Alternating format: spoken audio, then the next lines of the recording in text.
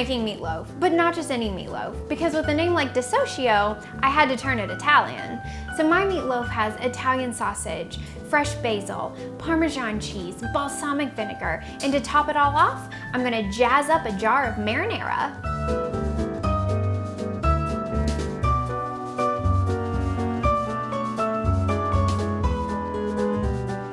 Okay, so to get this recipe started, I have 1 pound of ground beef in here. To that, I'm gonna add 1 pound of Italian sausage, right in there.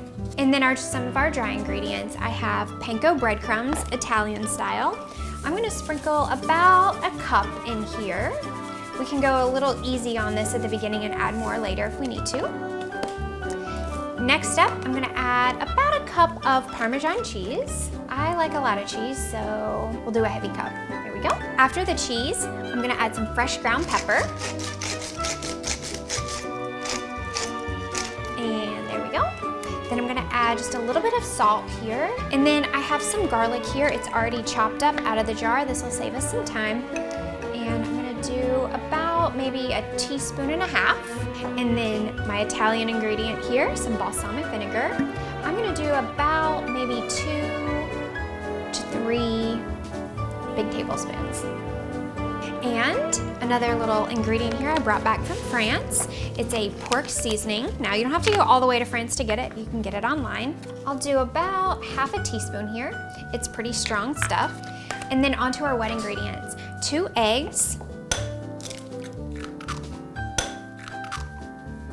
And we'll just beat these up a little bit here to get everything mixed in before we pour it into our meat mixture. And we'll dump that right in here. Next up, we have 1 onion. So a little trick with the onion here, we're gonna use a microplane and grate it right into our pan like this, because now we don't have to soften it on the stovetop. We get nice little bits of onion in here. We don't want big chunks because that kind of keeps the meatloaf from congealing all together. As we're getting down here to this little bit, we want to be sure not to grate our fingers. So keep those out of the way. That looks pretty good. And so the last thing we're gonna add here are some fresh herbs. I have some parsley and basil. And I love that Food City is carrying these big containers here of all this fresh basil. And then we're just gonna do a rough chop on here. We'll just run our knife right through here like this. Looks pretty good. And into our bowl. And our last ingredient is parsley. I'm just gonna pull off the tops here. And again, we'll do a rough chop. There we go, looks pretty good. Now it's time to mix it all together. Nope. Take off my ring first. And I'm just gonna use 1 hand and mix just enough. We don't wanna overmix because then the meat can get too tough. All right, that looks pretty good there. So I'm gonna get cleaned up and we're gonna start our quick marinara sauce. For this sauce, I just use a jar of marinara, some sun-dried tomatoes, and for extra flavor, some capers. We're gonna let this simmer on the stove for a few minutes and then we'll top our meatloaf before it goes in the oven. So now all that's left to do is to get this in our pan. We've pre-coated it with cooking spray. After it's in there, we're gonna bake it at 350 degrees for about an hour or until the meat thermometer reads 160.